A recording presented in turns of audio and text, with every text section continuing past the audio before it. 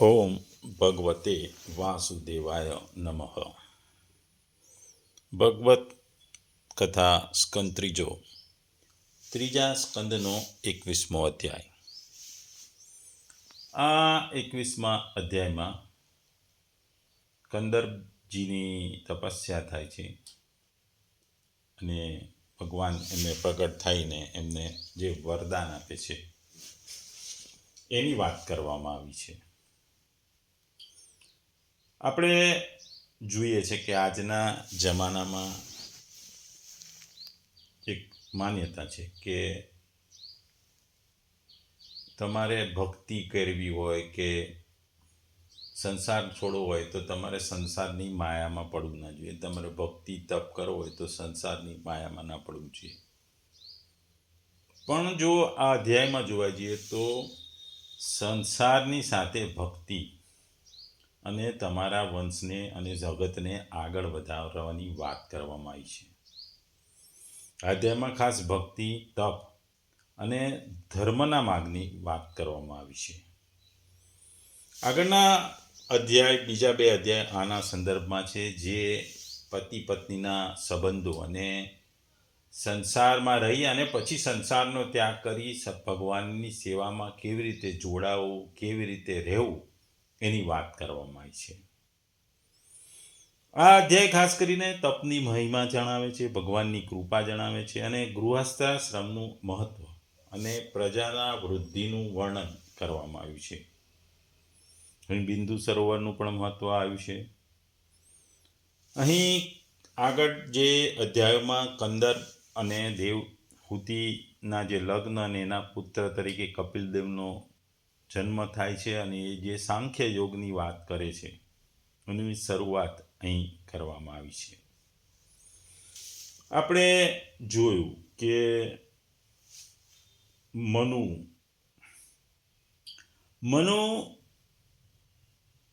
કોણ હતા? સ્વયંભૂ મનુ પ્રથમ મનુ છે. તેઓ બ્રહ્માજીના પુત્ર છે. તેમને માનવ જાતિના પિતા તરીકે ઓળખાવે છે અને એ પ્રથમ વ્યક્તિ તરીકે પણ ઓળખાય છે, એ રાજા તરીકે પણ છે અને સ્વયંભૂ મનુ તરીકે ઓળખાય છે. એમની પત્નીનું નામ હતું શત્રુપા. મનુ એટલે કે માનવ જાતિનો ધર્મ, નિયમ અને સંસ્કાર. આજના જમાનામાં ખાસ કરીને ભારતમાં હિન્દુ ધર્મમાં ખાસ કરીને જે જાતિવાદી વ્યવસ્થા છે એને વગોવવા માટે મનુના નામનો ઉપયોગ કરવામાં આવે છે અને જે એના લગતી જે ચોપડી છે મનુસ્મૃતિ, એના ઉપર ખૂબ જ ટીકા કરવામાં આવી રહી છે. પણ વાસ્તવમાં આવું કંઈ હોતું નથી. મનુ જ્યારે હતા ત્યારે જે વ્યવહાર અને જે રાજ ચાલતું હતી એની વાત મનુસ્મૃતિમાં કરવામાં આવી છે. પણ આજના જમાનામાં ખાસ કરીને રાજકારણીઓ આ મનુસ્મૃતિના નામે હિન્દુ ધર્મમાં રહેલી જાતિઓ વચ્ચે એક પ્રકારનો વૈમનસ્ય ઊભા કરવાની પ્રયાસ કરે છે. મનુ એ સ્વયંભૂ મનુ હતા. મનુનું જીવન ધ્યેય હતું ધર્મની સ્થાપના, સમાજને જુદી જુદી આશ્રમ વ્યવસ્થા અને વર્ણ વ્યવસ્થામાં ગોઠવવું અને પ્રજાને ભક્તિ તરફ દોરી જવું. પણ મનુ એક રાજા હતા, પણ એમનું હૃદય ઋષિ સમાન હતું. મનુની જે લગ્ન શત્રુપા સાથે થયા હતા, એ જે વાત આપણે કીધી. શત્રુપા એમની પત્ની હતી.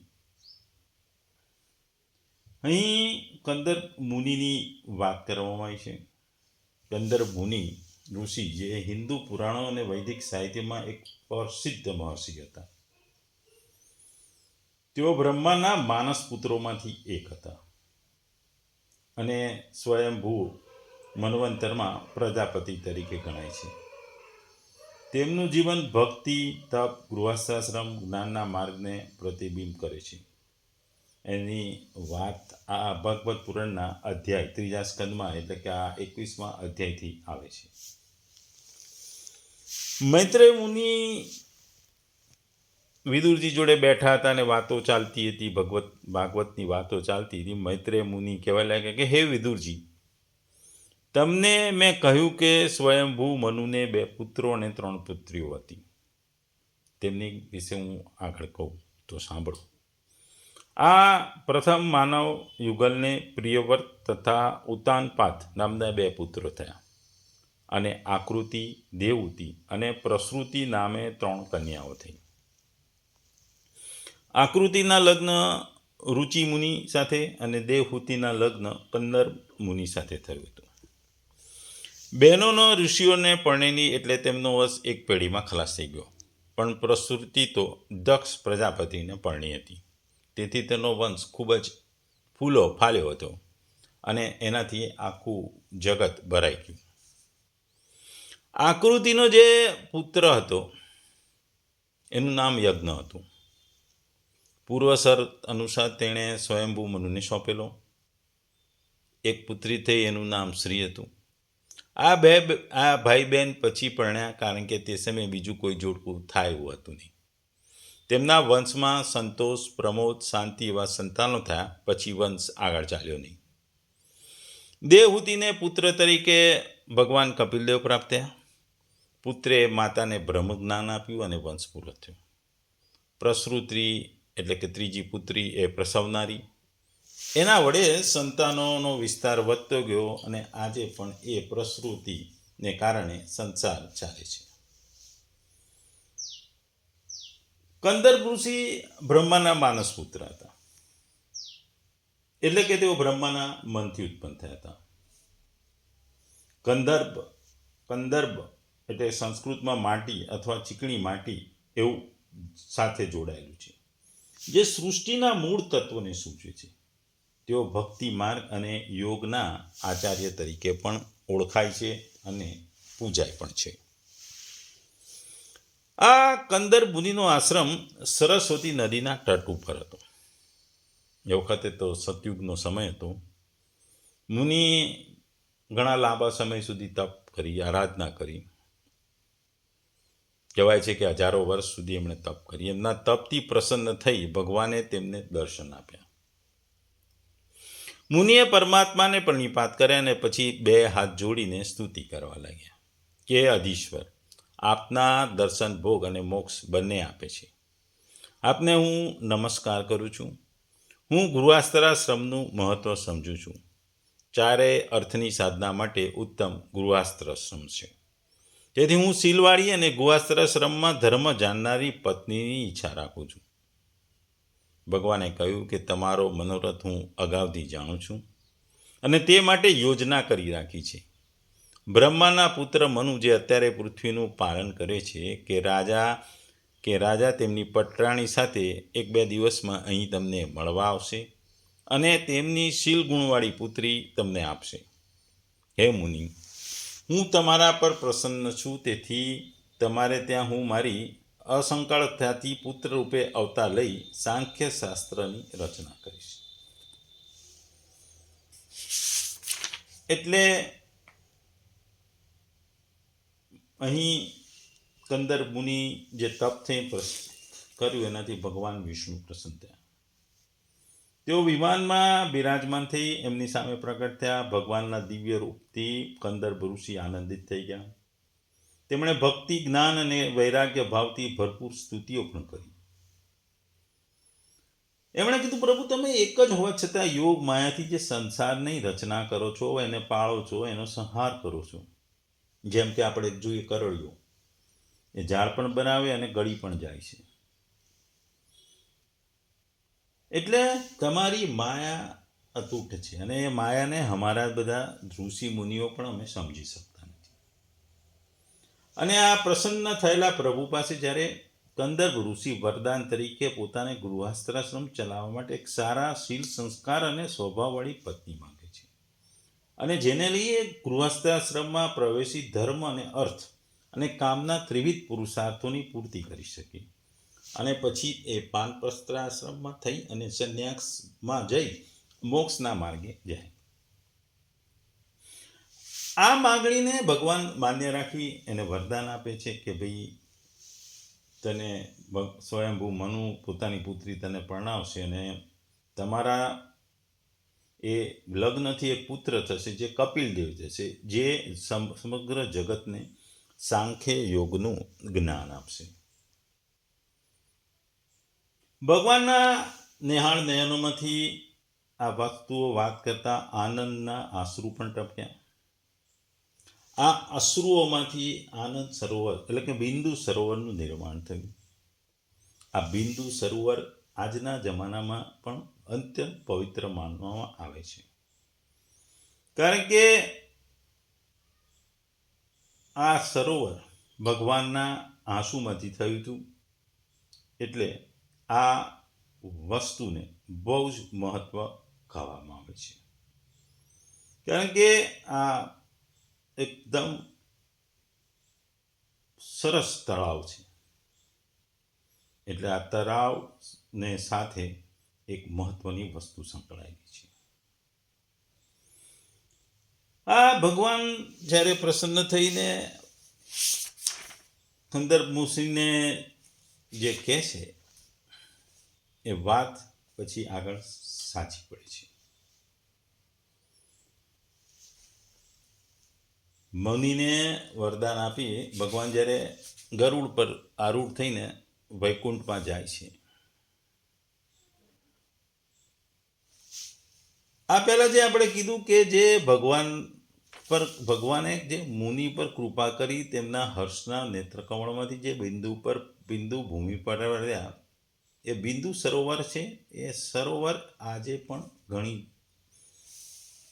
આપણા ઇતિહાસમાં સારું કરાય છે. 2-3 દિવસ પછી જેવી સવાર પડે છે, આશ્રમમાં પક્ષીઓ મંગળસરે ગાઈ રહ્યા છે કે ભાઈ ઉઠ જાગ મુસાફિર બોર ભાઈ, અબ રે ન કહા જો સોવત હૈ, જો સોવત હૈ સો ખોવત હૈ, જો જાગત હૈ સો પાવત હૈ. એટલે જ્યારે કંદર મુનિ પોતાની નિત્ય ક્રિયાઓ પરવાર કરી આશ્રમના ઓટલા પર બેઠા અને ભગવાનનું નામનું સ્મરણ કરી રહ્યો છે, તેવામાં જ રાજશ્રી મનુ સુવર્ણ જડિત રથ સાથે ત્યાં આવીને ઊભા રહે છે. રથમાંથી રાજા અને એમની પટરાણી અને રાજકુમારી દેવહૂત્રી ઉતરે છે અને મુનિ પાસે જઈ અને નમસ્કાર કરે છે. અહીં આ અધ્યાય 21મો અધ્યાય જે કંદરજીની તપસ્યા અને ભગવાનના વરદાનની વાતો કરે છે.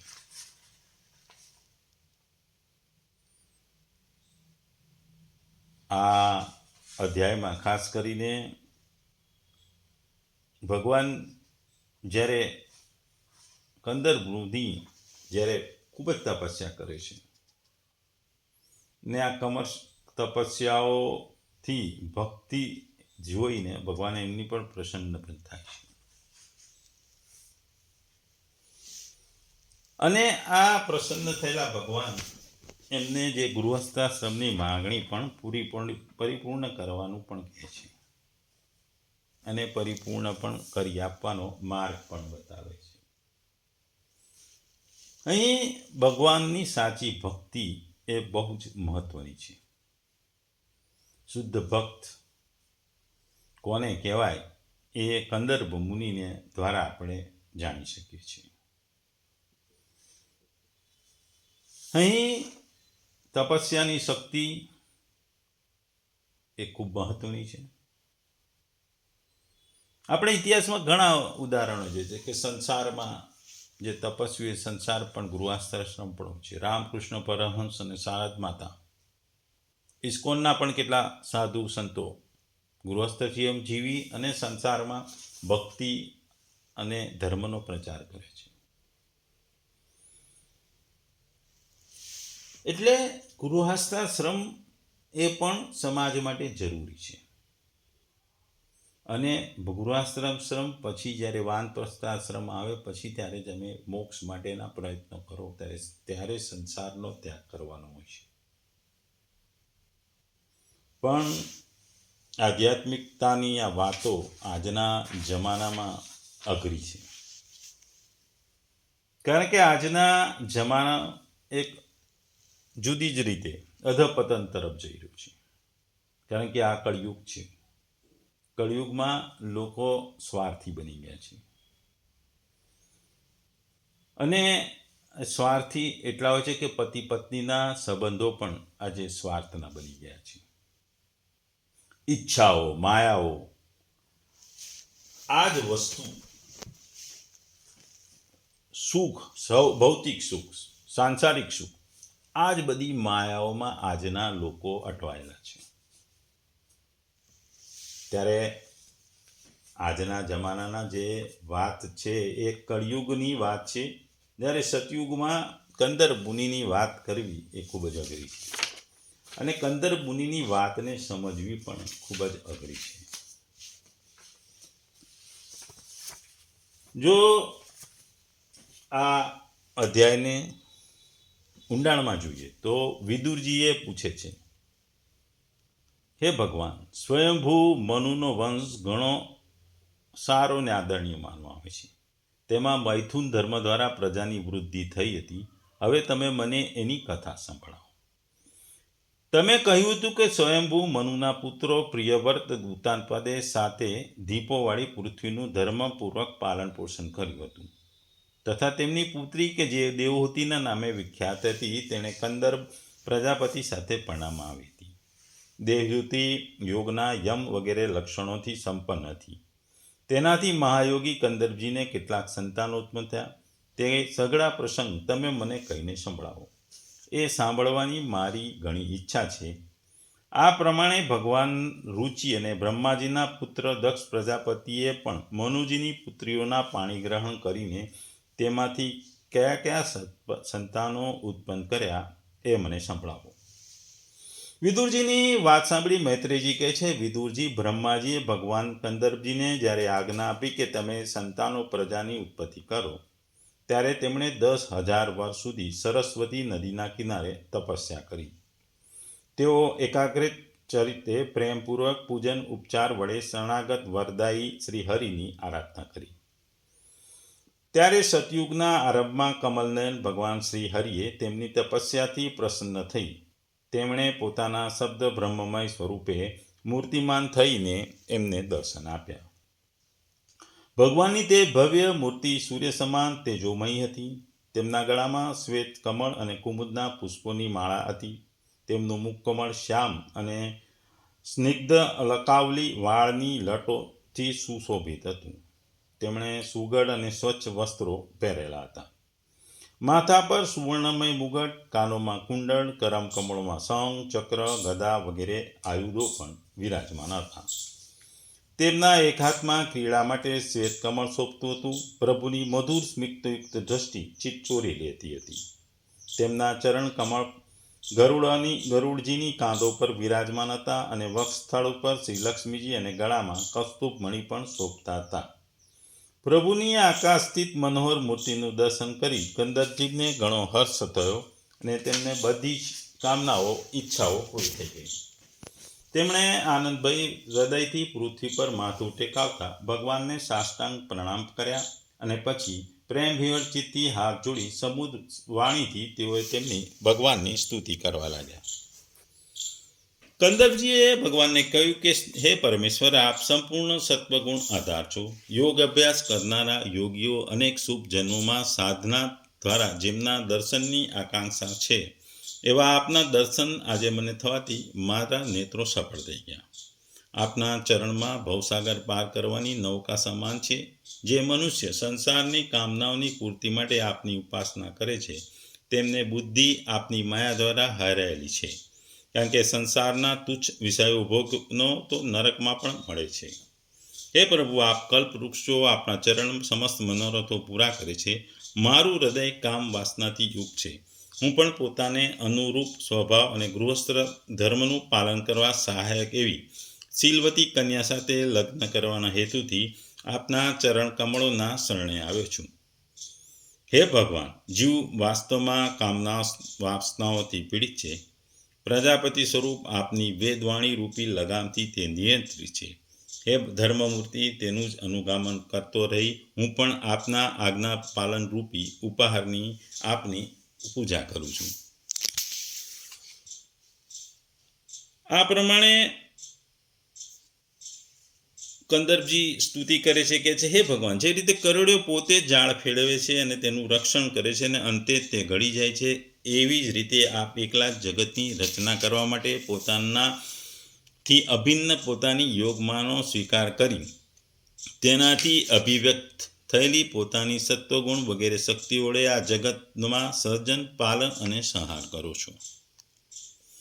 હે નાથ, આપ સ્વરૂપી નિષ્ક્રિય છતાં પણ માયા દ્વારા સઘળા સંસ્કાર પર વ્યવહાર ચાલે છે અને તમારાથી જ આ બધું ચાલે છે. આપના ચરણકમળ વંદનીય છે અને હું આપને વારંવાર નમસ્કાર અને નમન કરું છું.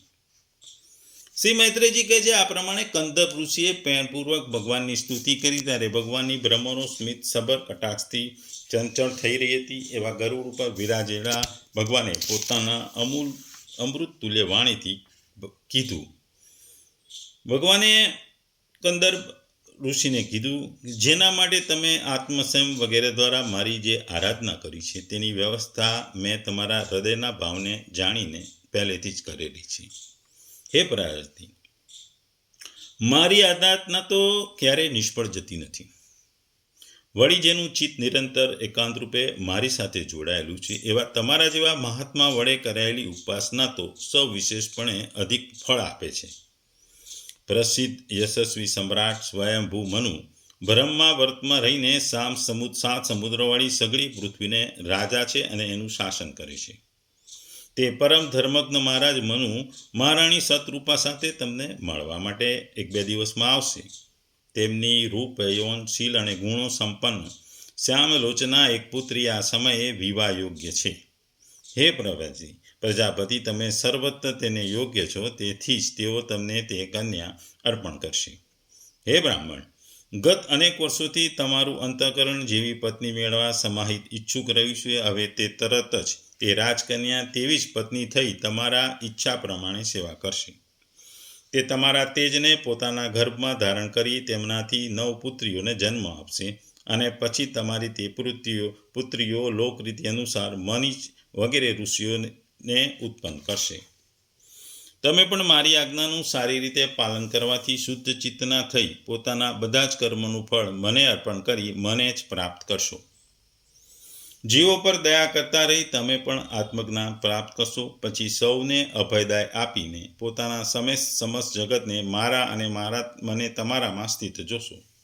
હે મહામુનિ, હું પણ પોતાની અંશ કલારૂપે તમારા તેજ દ્વારા તમારી પત્ની દેવહૂતિના ગર્ભમાં અવતરીને સાંખ્ય શાસ્ત્રની રચના કરીશ. પછી મૈત્રેયજીએ વિદુરજીને કહ્યું, કંદર્પ ઋષિ સાથે આ પ્રમાણે જે વાર્તાલાપ કરીને ઇન્દ્રિયોના અંતર્મુખી થવાથી પ્રગટ થનાર હરિ સરસ્વતીની નદીથી ઘેરાયેલા બિંદુ સરોવરથી કે જ્યાં કંદર્પ મુનિ તપ કરી રહ્યા હતા માંથી પોતાના લોકમાં પધારી ગયા. ભગવાનના સિદ્ધ માર્ગ એટલે વૈકુંઠ માર્ગની બધી જ સિદ્ધેશ્વરો પ્રશંસા કરે છે. કંદર્પજીના દેખતા તેઓ પોતાના લોકમાં સીધાવી ગયા. તે સમયે ગરુડજીની પાંખોમાંથી સામવેદની જે આધારભૂત ઋચાઓ નીકળી હતી તેમને તેઓ સાંભળતા જતા હતા. હે વિદુરજી, શ્રી હરિના સીધાવી ગયા પછી પણ ભગવાન કંદર્પ તેમના બતાવેલા સમયની પ્રતીક્ષા કરતા બિંદુ સરોવર પર રોકાઈ ગયા. આ બાજુ મનુ મહારાજ પણ મહારાણી શત્રુપા સાથે સુવર્ણજડિત રથ ઉપર સવાર થઈને તે રથ પર પોતાની પુત્રીને પણ બેસાડી પૃથ્વી પર વિચરણ કરતા હતા. જે દિવસે ભગવાનને બતાવ્યો હતો એ દિવસે શાંતિપારાયણ મહર્ષિ કંદર્પના તે આશ્રમે જઈ પહોંચ્યા. સરસ્વતીના જળથી ભરેલું આ બિંદુવર તે સ્થાન છે જ્યાં પોતાના શરણાગત ભક્ત કંદર્પ પ્રત્યે થયેલી અત્યંત કરુણાથી વસીભૂત થયેલા ભગવાનના નેત્રોમાંથી જે આંસુઓના બિંદુ પડ્યા હતા એમાંથી આ સરોવરની રચના થઈ હતી અને આ તીર્થ ઘણું પવિત્ર છે. તેનું જળ હંમેશા કલ્યાણમય અને અમૃતતુલ્ય માનવામાં આવે છે. મહર્ષિઓ હંમેશા તેના પાણીનું સેવન કરે છે. તે સમયે બિંદુ સરોવર પવિત્ર વૃક્ષો અને વેલીઓથી ઘેરાયેલું હતું, જેમનામાં જાત જાતની બોલી બોલનારા પવિત્ર પશુ પક્ષીઓ પણ રહેતા હતા. તે સ્થાન બધી જ ઋતુઓના ફળો ફૂલોથી સંપન્ન હતું. સુંદર વનરાજી પણ તેની શોભા વધારતી હતી. ત્યાં ટોળેટોળા મત પક્ષીઓ અવાજ કરતા હતા, કલરવ કરતા હતા. મત ભમરાઓ ઘુમરાઈ રહ્યા હતા. ઉન્મત્ત મયુરો પોતાના પીછા ફેલાવીને નટની જેમ નૃત્ય કરી રહ્યા હતા, અને મત કોકિલ કુહુ કુહુ કરીને જાણે એકબીજાને બોલાવી રહ્યા હતા. તે આશ્રમ કદમ, ચંપક, અશોક, કરંજ, બકુલ, અસન, કુંદ, મંદાર, કુટજ તથા નવા નવા આમ વૃક્ષોથી એક અલંકૃત હતા. ત્યાં કાંડવ, બતક વગેરે જળ પર તરનારા પક્ષી, હંસ, જળમર્ગો, સારસ, ચક્રવાક અને ચકોર મધુર સ્વરે કલરવ કરી રહ્યા હતા. હરણ, શુવર, સાવડી, નીલગાય, હાથી, લંગૂર, સિંહ, વાનર, નોળિયા, કસ્તુરી વગેરે પશુઓ પણ તે આશ્રમની આજુબાજુ જોવા મળતા હતા.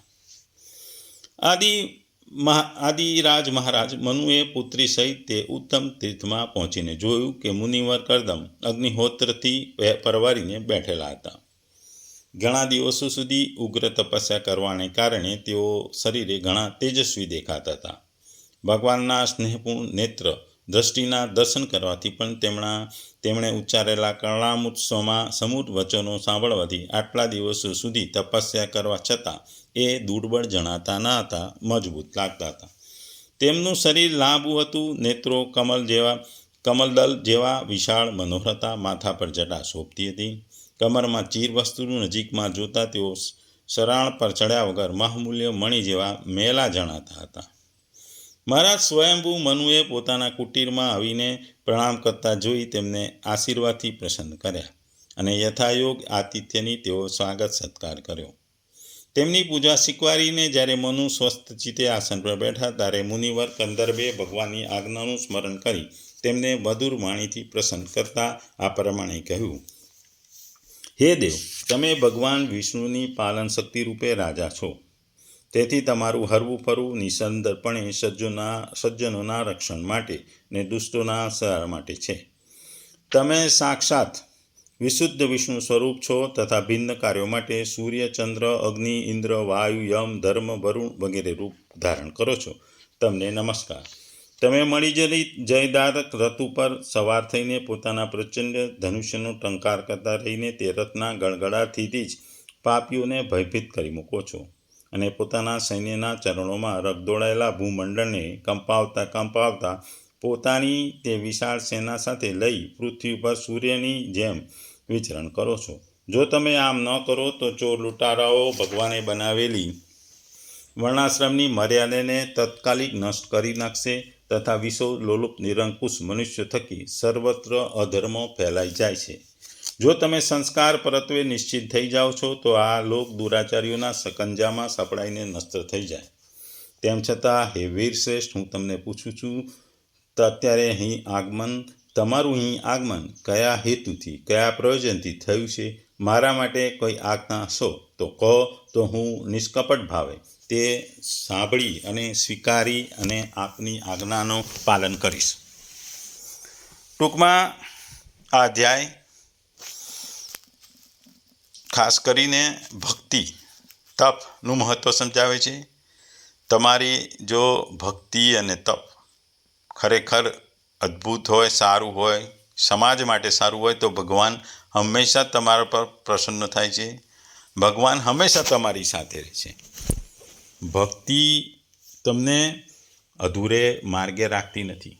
ભક્તિથી તમે ભગવાનને હંમેશા પામી શકો છો, પણ એના માટે તમારે ખૂબ જ અઘરું તપસ્યા કે ભગવાનના નામનું સ્મરણ કરવું પડે છે. અહીં ભગવાન જે જગતની ઉત્પત્તિ થાય છે, અને એમાં બાદ જે બ્રહ્માની ઉત્પત્તિ અને બ્રહ્માની ઉત્પત્તિથી આગળ એમના સંતાનોની જે ઉત્પત્તિ થાય છે એની વાતની શરૂઆત કરે છે. મનુ સ્વયંભૂ મનુ કહેવાય છે. એ રાજા હતા. અને એ પોતાની પુત્રીનું માગવા માટે કંદર્પ મુનિના આશ્રમમાં આવે છે. એ વાત આપણે આગળના અધ્યાયોમાં જોઈશું. ટૂંકમાં આ અધ્યાય આપણને ઘણું બધું શીખવાડે છે. હંમેશા ભક્તિ કરવી, કોઈ લાભ કે લોભ માટે કરવી નહીં.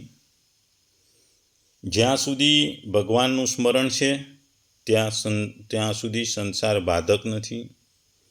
ભગવાનની શરણાગતિ હંમેશા સારી છે. પહેલી જીવનમાં કોઈ પણ વસ્તુમાં તમારે પહેલી ફરજ આવે, અને ફરજ જો તમે નિભાવી પૂર્ણ કરી હોય પછી તમે વૈરાગ્યના પંથે જઈ શકો. સીધો વૈરાગ્ય એ અઘરો છે. એ આપણને આ અધ્યાયમાં શીખવાડે છે. ગૃહસ્થ આશ્રમ પણ પવિત્ર છે. ગૃહસ્થ આશ્રમ અપવિત્ર નથી, પવિત્ર છે. એને આસક્તિ વિનાનો હોય છે, ધર્મપૂર્વક જીવવામાં ગૃહસ્થ આશ્રમ, અને ભગવાનની જો આજ્ઞા મુજબ તમે ગૃહસ્થ આશ્રમ જીવો તો એ પવિત્ર છે. વૈરાગ્ય એટલે ભાગી જવું નહીં. વૈરાગ્ય એટલે સંસાર છોડવો નહીં, પરંતુ આસક્તિ છોડવી. એ વાત અહીં છે. ભગવાન ભક્તિથી પ્રકટ થાય છે. ભગવાન વૈભવથી પ્રકટ થતા નથી. ભગવાન હંમેશા શુદ્ધ અને સાચી ભક્તિથી પ્રગટ થાય છે. જો પણ ભગવાનને અર્પણ કરવામાં આવે છે તો ભગવાન તમને સામે એનું ફળ આપે છે. એ આપણે ભગવાનની ભક્તિ કરવી, એ અહીં ભક્તિ યોગને વાત થાય છે. ટૂંકમાં ભગવાનને પામવા માટે સંસાર છોડવાની કોઈ જરૂરત નથી, પણ સંસારમાં રહીને ભગવાનને ભૂલવો નહીં. ભગવાન છે, રહેશે અને હંમેશા રહેશે. ભગવાન અને સંસાર અને સાથે કોઈ લેવા દેવા નથી. ભગવાન સંસારને પણ ચલાવવા માંગે છે અને એમની ભક્તોને ભક્તિની કસોટી પણ કરે છે. એટલે ભગવાનને જો મેળવવું હોય તો સંસારનો ત્યાગ કરવો એ વાત ખોટી છે. પણ જો તમે સંસારમાં રચ્યા પચ્યા હોય ત્યારે ભગવાનને પણ યાદ કરવો જોઈએ. ભગવાનને ભૂલવું ના જોઈએ, કારણ કે ભગવાન હંમેશા તમારી મદદે ઊભો હોય છે.